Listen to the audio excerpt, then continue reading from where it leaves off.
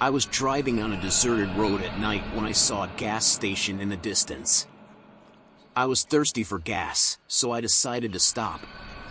As I approached the station, I noticed that the ground was covered in blood. The bloodstains were large and unmistakable, leaving no doubt that something serious had occurred here. I parked the car and got out. The air was eerily quiet, with only the sound of the wind rustling through the trees. I looked around, but there was no one in sight. I entered the station, and it was empty as well. The counter was closed, and there was no one behind it. I began to wonder what had happened. Was there an accident? Was there a shooting? I didn't know, but I was certainly worried. I looked around again, but I couldn't find any evidence of what had transpired.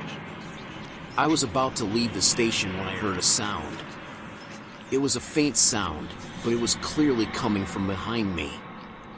I turned around and saw a man standing in the aisle. The man was covered in blood, and he had a crazed look in his eyes. I screamed and ran out of the station.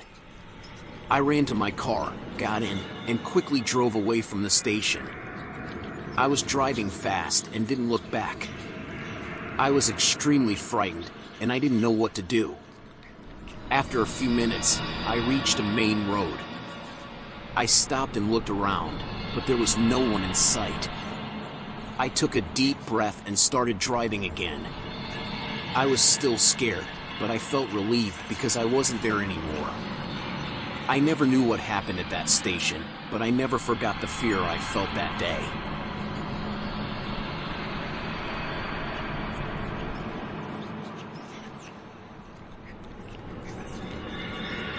In the late 90s, a seemingly innocent family road trip turned into a nightmarish encounter none of us would ever forget.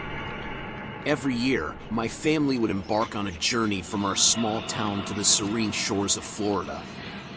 We were a tight-knit group, consisting of my parents, my younger brother, and me. But this particular year, circumstances changed. The dark clouds of my parents' crumbling relationship cast shadows on our trip. By 96 or 97, their struggles had escalated, eventually leading to their divorce. I was only 8 or 9 at the time.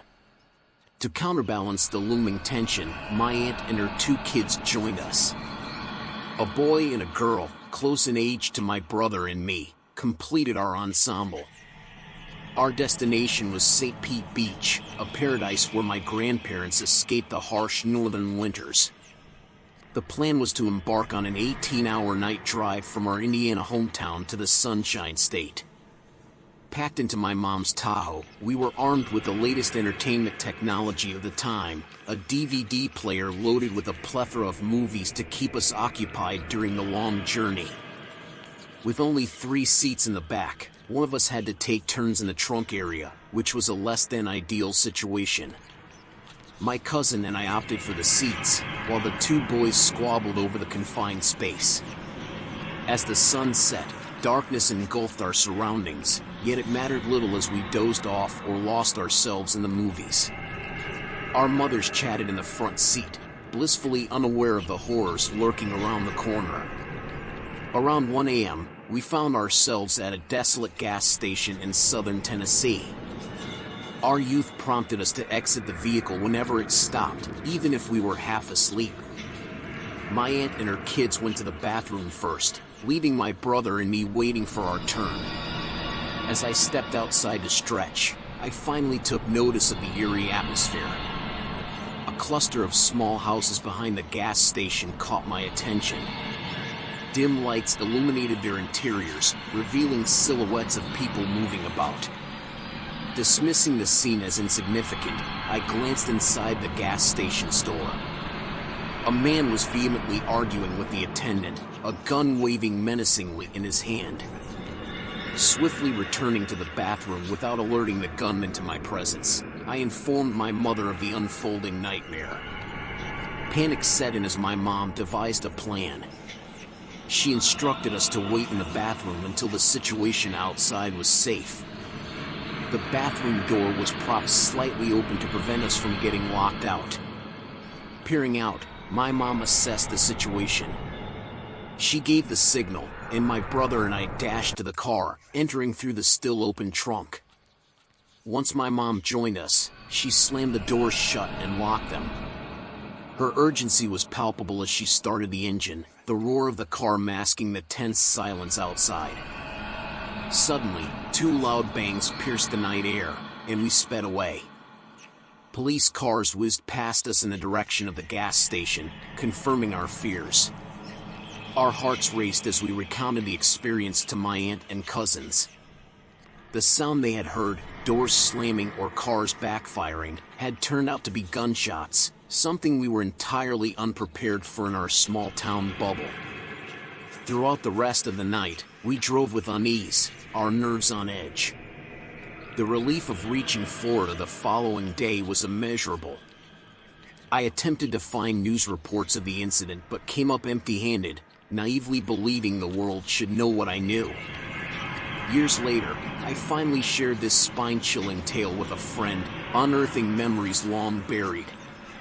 The horror of that night, the close encounter with danger, and the stark realization that darkness can lurk anywhere stayed with us, a permanent scar etched into our collective memory.